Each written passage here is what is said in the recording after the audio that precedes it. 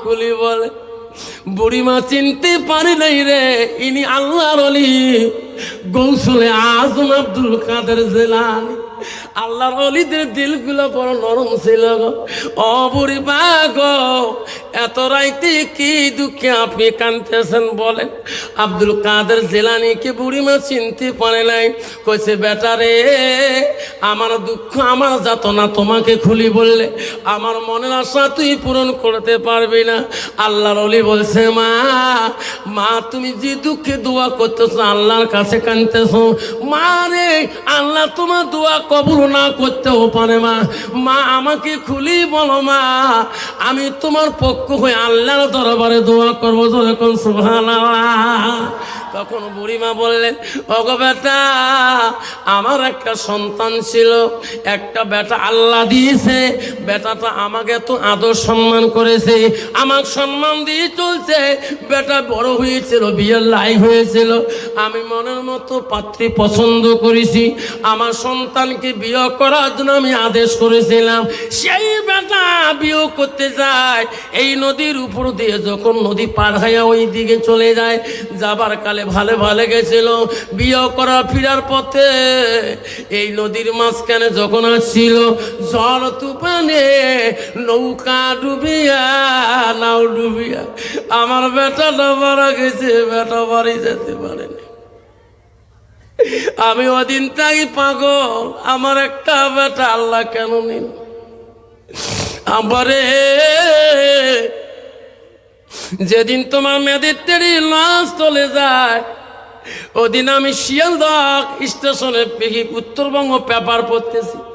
এমন সময় পেপারে দেখলাম ধুবড়ী জেলা মেয়েদের টেরি লঞ্চ চলে গেছে। উত্তরবঙ্গ পেপারের নাম বর্ধমান, পেপারের নাম বেঙ্গলের। পেপারে দেখি পড়িয়া কারি হাফেজ আফতারকে ফোন করলাম। আমাকে বলে, হুজুর আমি মেয়েদের টেরি খাটে আসিয়েছি দেখার জন্য। আমারে কত মা কাঁদছে গো, কত বাবা কাঁদছে গো। সোনারা আল্লাহর ওলিকে বুড়িমা বলল, আমার একটা সন্তান এই নৌকা ডুবি মারা গেছে।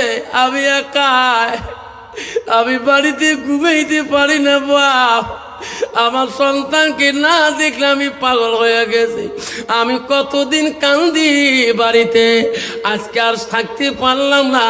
আজকের তারিখ, আজকের দিনে, এই মাসে আমার বেটার বিয়ের তারিখ ছিল, আজকে এই দিনটাই ছিল। আমি আজকে আল্লাহ দরবার আসি, নদীর কিনারে কান্দি, আল্লাহ আমার সন্তানকে তুমি ফিরিয়ে দিবি না। আল্লাহ বলছে, মা তোমার দোয়া কবুল আল্লাহ না করতে পারে।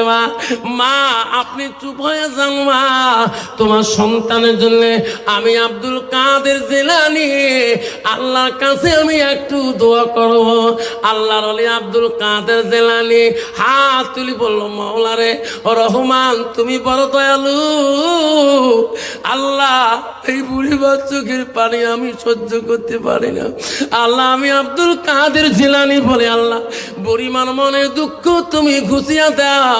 আল্লাহ বুড়িমার অন্তরে শান্তি দাও। বুড়িমার একটা সন্তান আল্লাহ তুমি কেন কারে নিয়েছো? আল্লাহ বলছে, আব্দুল কাদের জিলানী রে, এটা কি সম্ভব হয়? দোয়া তুমি করিও না। আব্দুল কাদের রে, আমি আল্লাহ তোর দোয়া সহ্য করিতে পারি না।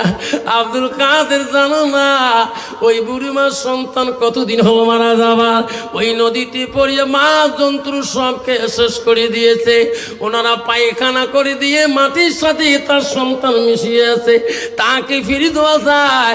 আল্লাহ বলে আব্দুল কাদের জিলানী বলছে, কেন ফিরে দেওয়া যাবে না? আল্লাহ তোমার ওয়াদা ছিল যে মাটিরে আমি বান্দাকে বানাবো, সেই মাটিতে রাখবো, সেই মাটিতে আমি পুনরুদ্ধার করে আমি হাসর ময়দানে নেব। আল্লাহ এই ওয়াদা তো তোর। আল্লাহ এত বছর, কোটি কোটি বছর পরে যদি তোর বান্দাকে হাসর ময়দানে নিয়ে যেতে পারো, তুলতে পারো, আল্লাহ বুড়িমার সন্তানকে কেন তুমি তুলতে পারবা না? বাবা আল্লাহর ওলিদের দোয়া, মার চোখের পানির দোয়া।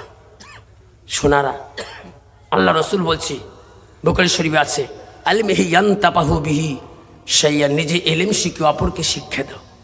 ছেলে বলছে, মা কি আমি তো এলেম শিখছি মা, আমি কার কাছে প্রকাশ করব? মা কার কাছে এলেম প্রসার করব?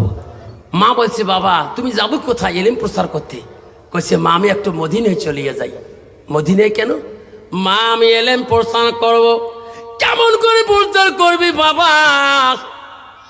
কইছে মা আমি তোর একটা সন্তান মা, মারে তোমার হক যদি আদায় করতে না পারি মা, পৃথিবীতে আল্লাহ আমার ইবাদত কবুল করবে না।